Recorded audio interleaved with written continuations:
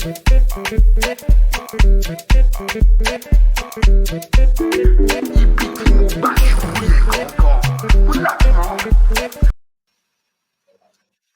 good day, everybody. And this is SGS Stock Sport. And with me today, I have Coach Sylvester Ayere. He's been doing wonderfully well for himself within and outside the country. He's presently based in Dubai, UAE, where he does wonderfully well with the Fleetwood under 23 team. So kindly introduce yourself, Coach Ayere, to us. Like you said, I'm Ayere Sylvester, football coach. I'm from Nigeria, Edo State to be precise. I grew up in Kaduna, started my football career in Kaduna, and moved to Lagos, then Lagos to UAE, Dubai. So currently I work with Fleetwood as the under 23 coach and also the first team assistant coach. And we play in the Division Two. Currently we are top of the table in the UAE. So that is that. Thank you. Thank you for having Congratulations me. for that. Yeah, congratulations for that. We would like to know precisely, like you said, you're from Edo State, you're from Nigeria, and presently you're in the diaspora working with the Fleetwood.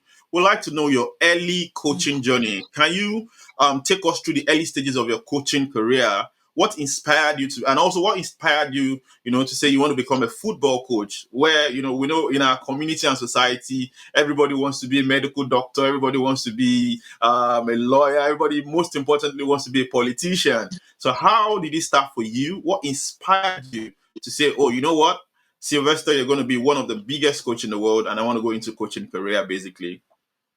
Well, I think growing up in Kaduna State back then in Agua Sunday, if you know Kaduna State very well, I used to be an organizer even among my the street football. I used to be the captain, the coach within the street football.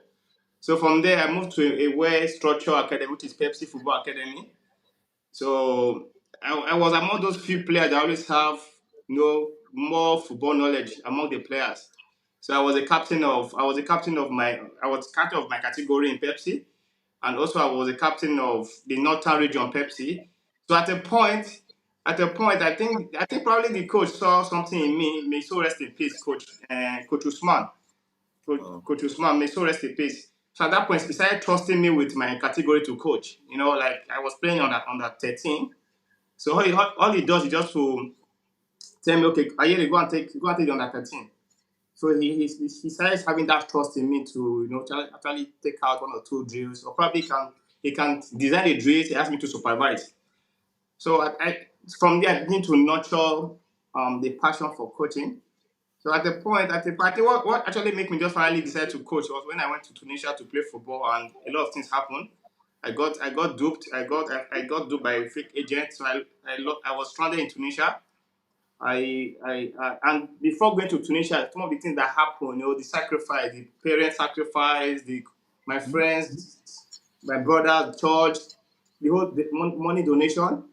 So when I got to Tunisia and I realized that everything was a mirage, everything was on the wrong path. So I kind of lost interest in playing, but I kind of lost interest in football. And true. the only thing for me to stay in the line of football is to just switch to coaching. And moreover, I enjoy coaching more than playing. Reason being that while growing up, I was never satisfied with what I was getting as a player from the grassroots team I played. I always feel there's a need to go deeper than what I'm getting. I always feel there's more to this coaching than what I was receiving as a grassroots. So when I just came back to Nigeria, 2017, I think, yeah, 2017, I just switched to coaching. Like I just went straight to coaching, no looking back, and now I'm here, still coaching. Thank God for that. Wow. The Tunisia experience is a different journey entirely, which is we wouldn't want to dabble into it. But also, one thing I just want to say, or one of the reasons why we have this kind of platform is because of stuff like that. Because we have lots of people that are being cheated, sort of, or lots of grassroots players that are being given mundane contracts and being put on the wrong path because of whoever is taking them out there selfish interest. Which people out there, we're always open to you if you have any challenges in that respect or that regard. So yeah, back to Coach. The next question we would like to ask you is your defining coaching moment, which you've already told us, which was, I think, should be your experience in Tunisia. Looking back at that specific experience that have defined your coaching career, how have they shaped your approach to coaching as a human being and as a coach, and your relationship also with players? Because you've been through what lots of players go through indirectly. So let's take, for instance, you're coaching a team now. You see such experience. How does it shape your experience as a coach towards you know your players and all that in all aspects, basically? Well, like I used to tell my players, there's certain experience you don't need to experience yourself. You just need to hear from those who have experienced it. You know. So I think one of the positive lessons I learned from Tunisia was the positive was how I was able to cope with the disappointment and start giving hope to other players. Start giving hope. One of the things that then as a player, one of the things that we are always desperate. We are always desperate, especially when we're seeing in the grassroots level. You don't just believe that you can wait. You need to make research. Not every country is good for you. Not every deal is good for you. But I think with my experience, with what I've experienced in Tunisia, I can at least I've been able to mold my players to not to be desperate. Now that's me speaking from experience. Now not to be desperate. Take your time to train yourself, fine tune yourself, put yourself at a very level that you know that yes you are ready. Then before you embark on any journey, you need to make research of the country FA laws, how many foreigners is allowed in the league, who is the agent. Don't just be deceived by a picture. Those days we want to see an agent set a picture of him and maybe as a Wenger. We just want to sell we want to sell our house. We want to sell our we want to sell human being just to travel out. We believe this is my time to make it in life. True. But I'll be able to work on their mindset. Football is a process. It's a journey. You need to get your art right. It's not the traveling that make you a footballer. It's when you travel and get it right. You travel, you go to the club comes to pick you. You are in the right state of mind. So what happened to me in Tunisia, at least for free, I can say I've used that experience to actually help a lot of players to actually focus on learning football and allow the whole marketing aspect to take care of itself. Yeah, Nice, nice. that's just one of many lessons. Anyway, I don't want us to talk about more about Tunisia. It's a True, long it's true, a long true, story. true, true. And what's your as a coach now? To every coach, they have their own philosophy. They have their own style of play. When we see someone like a Murillo, it's a rugged tactical football you're going into. So you're not just going to say, "Oh, we want to win with class or anything." No, Murillo wins with whatever he has. If we see a Pep Guardiola, he wants to play, the tiki taka football. He doesn't care even if he's losing 20-0. He still wants, the ball played in a Yeah. certain way. Do you understand? So as Coach Sylvester now, what are your core principles or philosophy you believe are essential to nurturing a successful and cohesive team? And also, what is your playing philosophy as a coach? Generally, we all know what philosophy stands for. It's just how you see football. It's how you see the game. It's how you understand the game. How you want your players to react to different moments of the game. And every coach, like you said, every coach have their principle and understanding of different moments. For me, first thing first, before I go into my philosophy of first thing I normally do is to create the right environment. Is to create the right environment. Those are one of my core values. It's all about environment and environment. Then second, I try to establish personal relationship with my players. That's me creating an emotional connection with my players. Because at the end of the day, before they can interpret your philosophy, they need to believe in you. They need to have trust in you. You True. understand? And that's what Mourinho is good at. First thing, Mourinho try to connect with the players because Every coach have their own philosophy, but what makes philosophy is great is the ability for the players to interpret it in the field of play. And if these players don't connect to you, they don't get the message. So key thing for me is creating the environment, connected to the players, and from there I begin to. So for example, I like the direct possession football. I like direct possession football. I love to play in a very compact shape. If you know if you maybe if you have an opportunity to interview any player that I've coached, they will tell you that I love shapes. I love shape. I'm that kind of coach. I believe you can control 80% of the outcome of football, and I'm that obsessed with tactics. And because of that, every moment of the game, I have idea for it. I have specific behaviors that, like, I send you a lot of images. So if first of all, what I divided my page into four zones. But as I said, I try to establish relationship among these players. And in the field of play, there are certain relationship I expect certain players to have. You know, they should be able to have this synchronization among players. For example, I have like zone one, zone two, zone three, zone four. I like to keep my philosophy very simple. So maybe in zone one, I'm expecting three players in each zone. It's not fixed, but these three players must establish a kind of relationship among themselves. The way they interchange passes, the way they move the ball to another zone, which is key for me. So, as I said, first of all, I love to stay compact in all zones, whether be it in attacking third, middle third, or defensive third. You need to stay compact. You need to stay compact. You need to stay compact.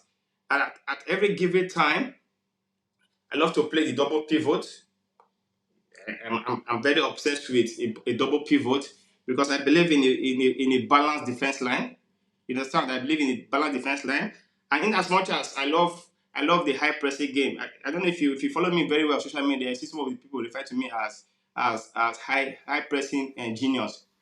Back then in Lagos, they know me as a high pressing coach. If I press your defense, you will run mad. So I'm very I'm very good in high pressing, and because of the sources I have in high pressing, there's a need for me to have a balanced highline Yeah. defense. You get Yeah, the so transitioning so from the defense to the pressing. Because once it breaks, that middle breaks, then there's a loophole straight up. exactly. So I don't joke with my midfield. As I say, double pivot.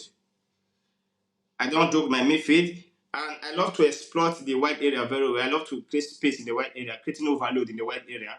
So as I said, all these things are just of how I see the game, but the key thing is how I connect to these players. How I connect to these players, that is the key thing. And I think the success of any philosophy is the connectivity between a coach and the player. You understand? You can see a coach have beautiful philosophy. They can give a PowerPoint slide, blah blah blah. It doesn't reflect on the player. They struggles. You understand? And because I've understood my philosophy very well, it doesn't take me more than 2 months to establish my philosophy in any team. You get it? Because I know, okay, this is the behavior I'm looking for. If the ball is on the right side of the pitch, I have a shape for it. If the ball is on the left part, I have a shape for it. If the opponent is with the ball in their own defensive third, I have a shape for it. You So, coach, understand? could Yeah. we sorry for interrupting you. So, what is your ideal? Can I say, oh, Coach Ayere doesn't have an ideal formation he uses, or he plays based on the opponent, or you have a pragmatic formation you use, just like a Pep Guardiola now, even if he's playing against Montenegro's team, Yeah. the best team in the world, he has his own. This is 4-4-2, or this is 4-3-3.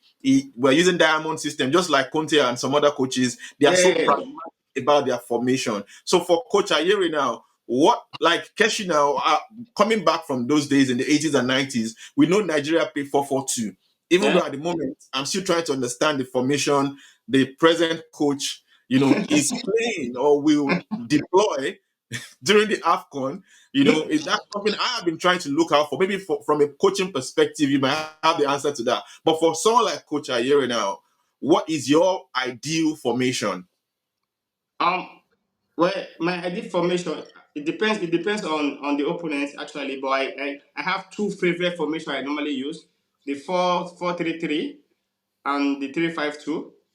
But 4-3-3, I like to play a narrow attack shape. When I say a narrow attack line, I love my two wingers to always come in like an invited wingers. So to stay close to each other. You understand? So as I said before, I love to operate from the wide area, leaving space in the wide area, right? So I play a 4-3-3, four with a double pivot, right? Mhm. And one creative count that is attacking midfield. But one of those double pivots have a responsibility of doing what called boss to boss. So it's offensive and also defensive.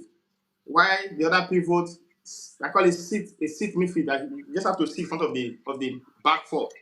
So my favorite system of playing is 4-3-3 with double pivot and a narrow attack line.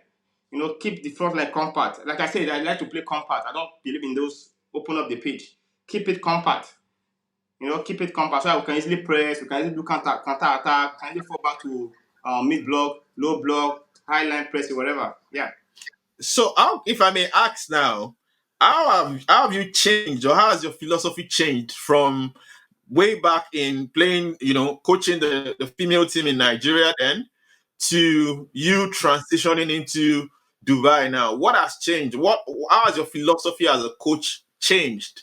Or how has your style of play? Because then in Nigeria, we know you as a pressing coach. But as you now go out there now into a bigger pond now, do you still exhibit such, I think I've deduced one or two things from what you said. How have you evolved as a coach, basically?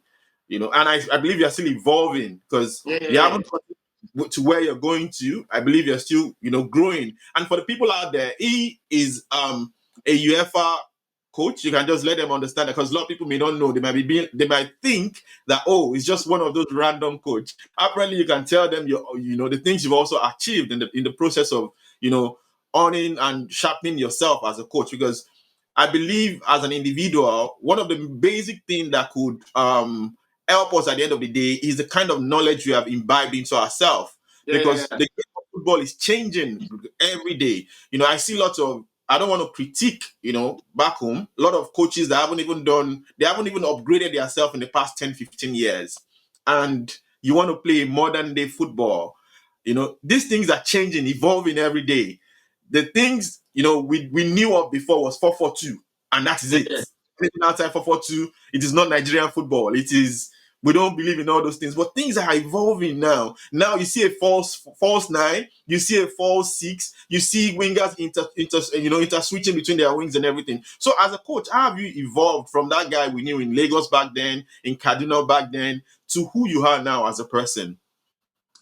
But I think to be honest, to be realistic, my style of play has not changed. It hasn't changed because it's a proven tactics. It's something I've used to dominate teams in Lagos, won trophies. But what I would say, it has gotten better. It has gotten more detailed. It has gotten more detailed. Like I think one of the match I played in Lagos in Nigeria against Remo against Coach Olumide. I know I said there's a picture of that. That was one game. Yeah. I think that was one match that finally gave me the proper insight of my tactics, which I call the proactive protagonist tactics. That's the name of my tactics anyway. Wow. Please, can you mention that again? Proactive. Proactive, proactive protagonist tactics. Wow. Yeah. So proactive protagonist tactics has been evolving over the years. So it hasn't changed. I'm a FIB coach.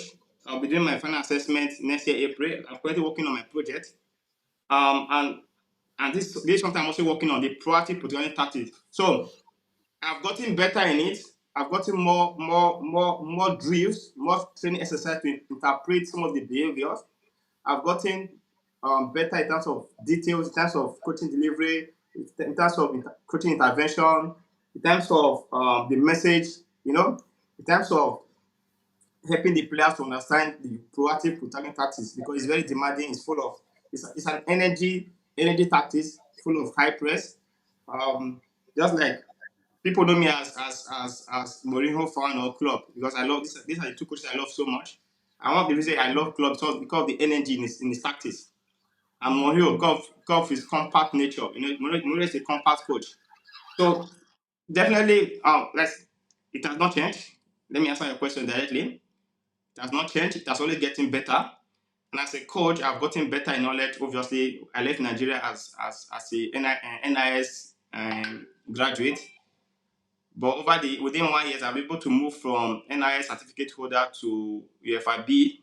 I've gone through FA level 1. I've gone through FA level 2, which is the FRC. I've gone through the FO level 3, which is the FRB. And 2 weeks ago, I went for a CPD course, which is the tactical and technical conditioning. So I've acquired a lot of knowledge to help me better my proactive protagonist tactics because it's a winning tactics. It's a tactics that dominates. And I've used it here in Dubai. Last season, I coached the under 14. We got to the semi-final using the same tactics, using subset of the tactics because I can't use the full tactics for the under 14. I only took out part of it. I just took out part of it, part of the tactics. Like I said, every coach is known for a tactics. You can't change a coach. You can't change Coach Ayere to start playing like another coach. It's Coach Ayere. I can only get better as Coach Ayere. If you ask Coach Ayere to coach under 12, I can still use my proactive protagonist tactics to still coach the under 12. But I might just reduce the expectation, right? So coming to Dubai, I came with the same tactics. That's why I was able to make impact within 6 months. I took a team from a team that in their first game they were beating 14-0. Wow. They had to withdraw the team from the tournament. They said, no, they're not good enough. They're not that. Let's just keep them for fun. I said, okay, give me this team. Because they say, okay, Coach Ayere, we think you are good enough. Why don't you go to under 12? They are the better team. Leave the under 13. I said, no, take me to under 13. Because I knew it would be easy for me to make impact coaching this under 13 using my tactics. So within 3 months, I was able to use the proactive protagonist tactics to shape those guys. And believe me, from that moment, the next tournament we played, we got to semi-final. I think we lost just one game. We scored close to like 30 something goals. Wow. The following season, we got to semi-final, and all the players got better. Using the proactive programming tactics. So it can't change. It's my tactics. It's my tactics. I've spent years building it. It's my tactics. Thank you. So, if I may ask you, can you tell us about your present coaching job? That's in Dubai, Yeah. and the goal you intend to achieve with this team. What do you want to achieve, and how is it like playing in Dubai or coaching in Dubai? What's it like? We've heard of your experience in Tunisia. What's your experience in Dubai like? Especially for aspiring people, maybe that intend coming into Dubai soon, or maybe their agent is already telling them, why don't you come into Dubai to play and stuff like that. What is it like playing in Dubai? Okay, playing or coaching? Both playing and coaching. What's it like? I think it depends on the individual. Like me, I'm very ambitious. I know where I'm going. So the kind of choices I will make might not be the choice another coach will make. Um, there are a lot of things in Dubai. There are a lot of recreational teams in Dubai that, as a coach, there's no pressure on you to deliver. Maybe you can be in an academy. Maybe you just want to coach in an academy where their priority is just to make the kid happy. You understand? Whether win or lose. But me, but me, I am obsessed with winning. I am very obsessed with winning. And I can't stay in a come and have fun and go home. No, that's not Coach Ayere. So in Dubai there's different options. Depend on where you want to follow. But coaching in Dubai, I think for me it's more I won't say it's easy, but it's more rewarding. Yeah. I think that should be the right description. It's more rewarding in the sense that you have facility, one, good mobility, and you have access to upgrade yourself as a coach. And for the players, I think the players are more motivated compared to Nigeria. You get like, they are more motivated. In Nigeria we have to do coaching. You have to do philanthropy. You need to help. You need to be a prophet. You need to be praying for your Nigeria players. You need to give them money for food. You need to, you are doing a lot. You are doing a lot. You are not just coaching in Nigeria. You are doing a lot. You a player with coach. I'm not eating. Now you're okay. Go and buy food. Coach, there's an spiritual attack in my family. Okay, let's pray. So it's a whole lot. You're not just coaching, but here in Dubai, you are coaching. You just coaching. You focus on coaching. You know, most of the and again, sorry, I don't know if I'm digressing from your question, but I'm trying No, to no, no, it's okay. It's okay. It's okay. I'm trying to explain in Dubai so that people will know if you are coming to Dubai what to expect, and so you have to have a shift in mindset. In Nigeria, you have a lot of problems to solve as a coach. So you don't have enough time to focus on yourself.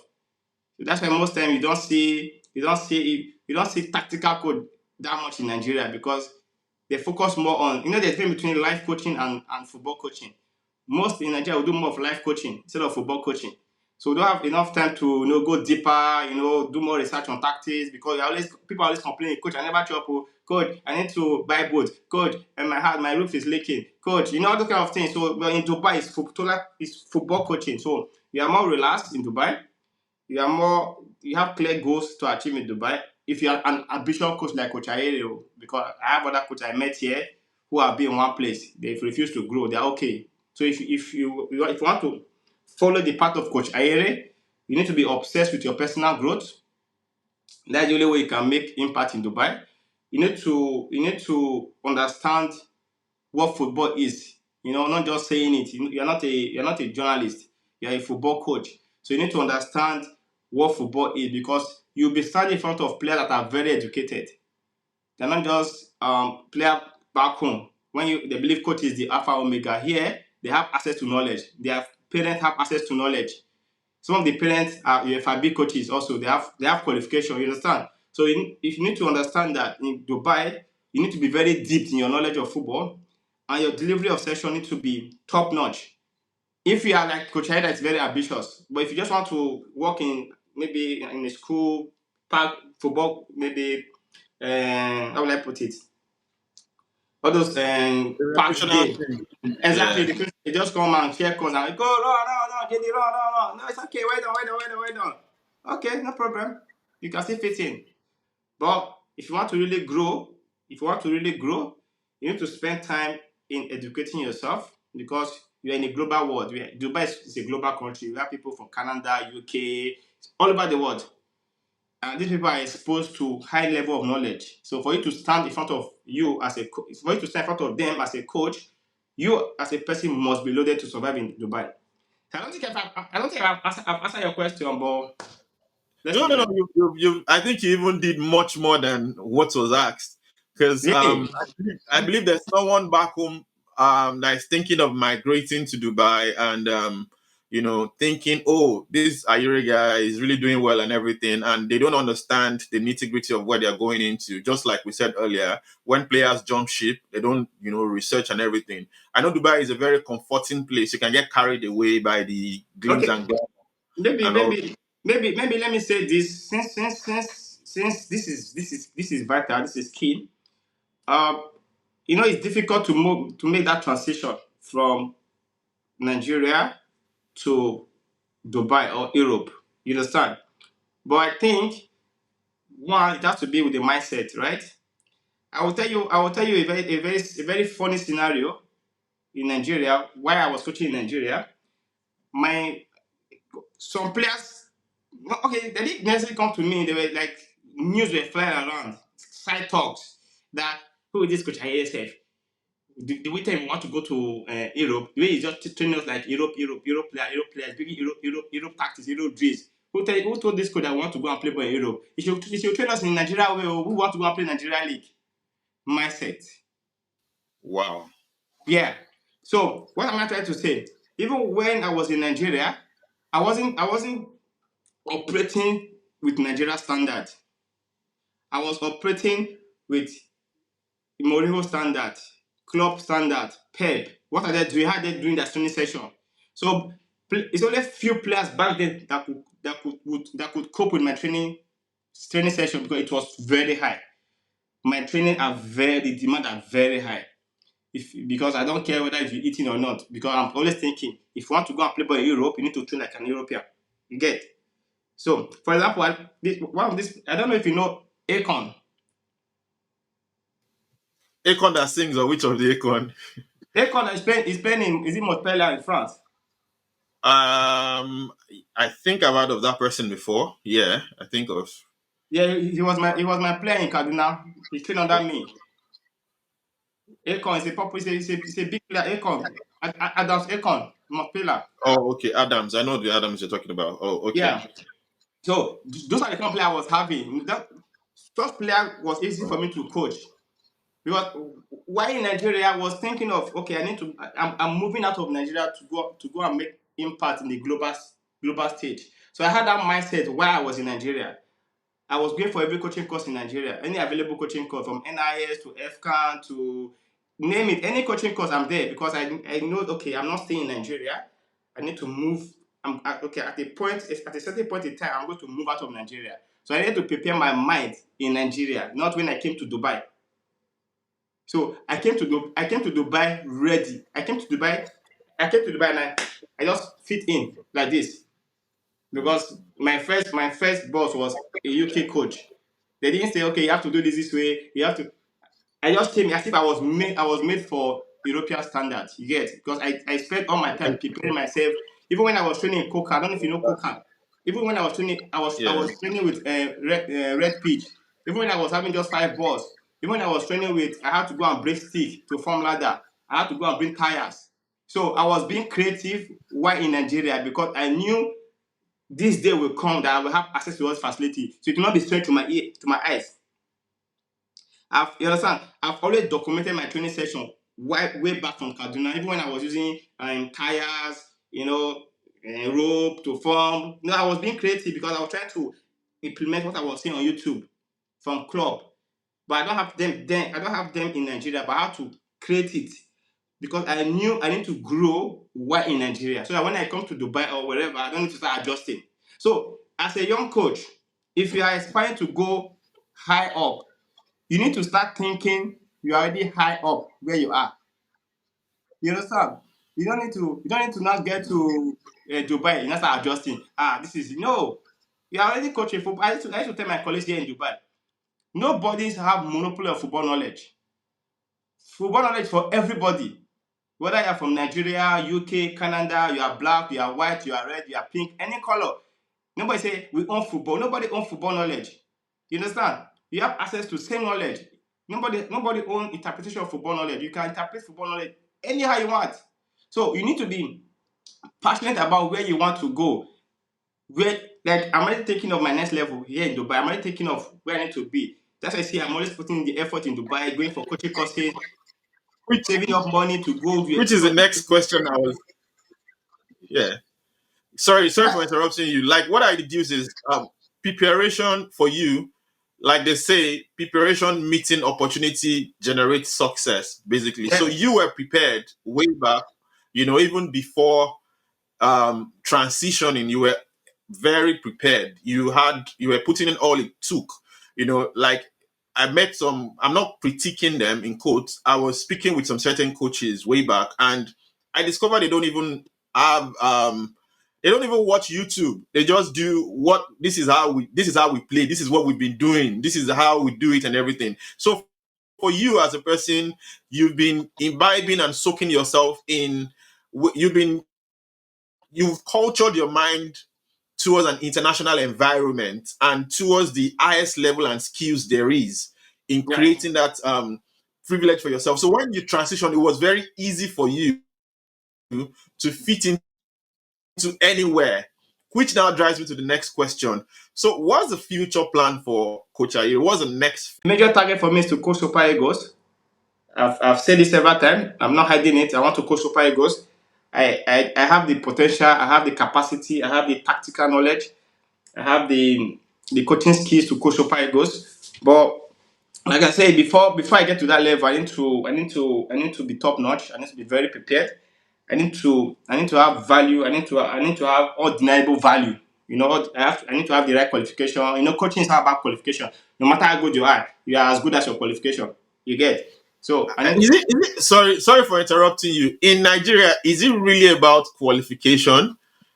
In quotes, let's take for instance some coaches that coach from under 23 downwards. Is it really about qualification in Nigeria? If you had to ask that honest question. Now I will tell you something about Nigeria. I've, I started a movement in Nigeria, and I was getting calls and threats, and I don't care. And I will still say it. Nigeria, there's what called a systematic oppression in Nigeria. You get? There's a systematic oppression in Nigeria. For example, now, there've not been any CAF courses for Nigeria coaches since 2017. That's like 6 years. You understand? That's like 6 years. That's what we call systematic oppression. So what that means a coach with CAF C since 2017 is still on CAF C since 2017. So there's no growth. And with CAF C, you can't get certain jobs. So the likes of Manu Garba, Ladaboso, Fatah Amon, they're just recycling within the national team because these people have the qualification. They don't want the young ones to grow. You understand? So that's why I call systematic oppression. And and and it's not creating rooms. And like I said before, Nigeria football is not competitive enough to make a coach so good. There's no challenges. There's no depth. There's no depth in the league. There's no depth in the when you want Nigeria. I'm not criticizing Nigeria. I'm not criticizing the PFL. I'm not criticizing Nigeria coaches. But it is the reality of the game. A coach is as good as the league he plays, right? A coach, a coach is as good as his opponent. You understand? What makes people like their Pep Guardiola to be so good because they're always playing like-minded. Imagine Pep versus Club. You are going to see a tactical game. Pep needs to go and dig deep and think. But if you watch Nigeria League, you see so many deficiencies in the league. Why? Because the systematic oppression there is deep. They hold it tight. You understand? They've hold it tight. Nobody's growing. No young coach is growing. If you want to go, you need to save a lot of money to go and do a coaching course outside Nigeria. How many coaches in Nigeria? Sorry, I'm getting emotional because this is a very sensitive thought. How many coaches in Nigeria have the money to go to Ghana and go and do a calf course? How many grassroots coaches in Nigeria can do a course of 300,000 or 1 million? FA level 1 is around 2 million that it cost me. 2 million. Just FA level 1. FA level 2 was around 2 point something million. FA level 3 was around 2 point something million. How many grassroots coach have that kind of money in Nigeria? So you see why they don't grow. And because of that, they're not trying to encourage and say like, it's not by certificate. We don't need certificate. It's a lie. They don't have the money. They don't have the money. Even though they have the money, there's no course in Nigeria. There's no CAF courses in Nigeria because there's a systematic oppression going on in Nigeria, and there's no growth. How will a coach be coaching a league and never won any trophy for the past 5 years, 6 years, but he keep getting a job, top job? It doesn't make sense to me. It doesn't make sense to me. But that's what we're celebrating. And they sacked under 20. After 2 years, they bring back on that coach, same coach. After 4 years, they bring back same coach. Because if you look around, by the time they keep the job open, there are not enough qualification to compete to apply for the jobs. Because there's no coaching education. There's no growing, there's no consistency in coaching education. So you can see a grassroots coach who is very good. I know a lot of grassroots coach who are very good, but they don't have qualification. And they can't move. They can't move beyond grassroots level. They have been there 10 years, 15 years. They can't leave grassroots level because their highest they have is maybe advanced in NIS, which can't take you anywhere. You understand? Okay, now, Coach Sylvester, we've spotted some of the issues in that climb. So, what do you think is the solution? Because I like talking about solution. We've seen this is the problem they're having: systematic oppression. By who? Maybe by the bodies, like you said. We're not calling names on everybody because we believe in positive criticism. So, what do you think can be done? Because we are very passionate about the grassroots, like you are passionate about the grassroots. There are a lot of competent persons, players, coaches, staffs in that grassroots climb. Now, just like we have a drain in other industries in Nigeria, a lot of people tend to be migrating now, and it's getting extremely crazy now that a Nigerian player doesn't even care going to a war-torn zone to go and play football as it stands now, in as much as he can migrate. Anything but the NPFL, anything but playing grassroots. So what is the solution to this? What do you think can be done to that? And then we'll move to the next question, which would be centered around AFCON. And let's play a scenario. Yeah, okay. You want to say something? Yeah, you can go on. It's very simple. The success of any country, guys, I'm talking about football now, I'm not talking about politics. The success of any country is built around coaching education. Your coaching education needs to be consistent. It needs to be up there. You know, there need to be consistent progress in knowledge. Because it's when you have competent coaches, you now start thinking of having competent players. You understand? So it's competent coaches that give birth to competent players. Not just because, tell you to say, one of my duty also in Fleetwood is to assess players because I coach the pathway to pro. So the under 23 is like a pathway to our first team because we have teams in UK, South Africa, Australia. So my duty is to coach to improve them, to move them to a higher level, right? Now, when you see a lot of players coming from Nigeria, very good. They are good. Technically, okay, good. But tactically, they are empty. You understand? They don't have depth in terms of tactics. They don't know what to do off ball movement. Is it their fault? No, it's the level of coaching they've gone through. And how can you solve this? It's by having quality coaching education. One. Then two is having quality tournament. You need to have quality tournament that is database. That's why I love what these people are doing. TCC. TCC, you can see the success they're having. They're having a lot of success. They've marketed over 30 players, more than. What did they do? They understood this knowledge. They came together and formed a very competitive tournament with VO recording the game with statistics. Because you need to have it's like stage one, stage two, competent coaching education. Next level is what? Competent league to keep the players engaged. Because the players need to constantly fine-tune their skills. They need to constantly challenge themselves. If same with the coaches, you need to constantly challenge your tactics. You need to constantly find a way to improve your tactics. How can you do that? It's by playing competent matches, not what we are playing. You can just go and you say a coach. No, it's so empty. Like players come away from Nigeria for trials here, and I will be asking a question: who is training you? What have you been doing? Yes, good, but you know, look at what you're off the ball. You are so lost, and it's not right. So we think these players are good. They are good, but they're not good. They're not. How will I put it? They're not It loaded seems like modern tactically. day football, kind of. You Anyway, understand? So they're not tactically. They're not tactically. So like I said, two things. I know it's a lot. It's a lot of solutions, but let's focus on two things. Coaching education. One, they need to get it right. You need to be consistent. Not you do one this year, you have to wait for like 4 years to do another one.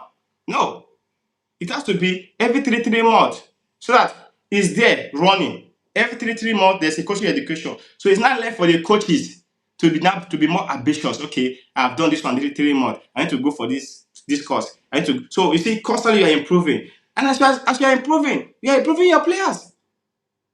It's as simple as that. There's no magic. There's no two ways about it. As you are improving your players.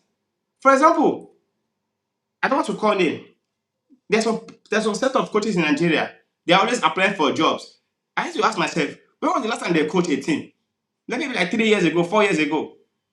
So they're still holding on to the tactics they used in 4 years, thinking, I want to coach Super Eagles. I'm good enough. How? How? The last time you coached a team, they didn't qualify for Nation Cup. You feel you're still good enough. What coaching education have you attended? Which team have you coached in the last 4 years? Have you run test your tactics? What have you improved on it? It's not still, we know what to do in Nigeria. We're just like shy away from it. It's not magic. For example, in UAE, just next year alone, there will be over 7 coaching education. in UAE alone. So it's there. You just need to save money and go for it. Save money and go for it. But Nigeria, like I said, since 2017, there not be any single coach CAF course in Nigeria. Do you know what that means? Since 2017. So how are they going to produce players? How? And we said Nigeria is the giant of Africa. By now, I'm telling you, by now we should be hosting UEFA courses in Nigeria, not just CAF. We should be hosting UEFA courses in Nigeria. Because we have that strength, but we cannot even host CAF courses. So how do you expect us to produce quality players? How? How? How?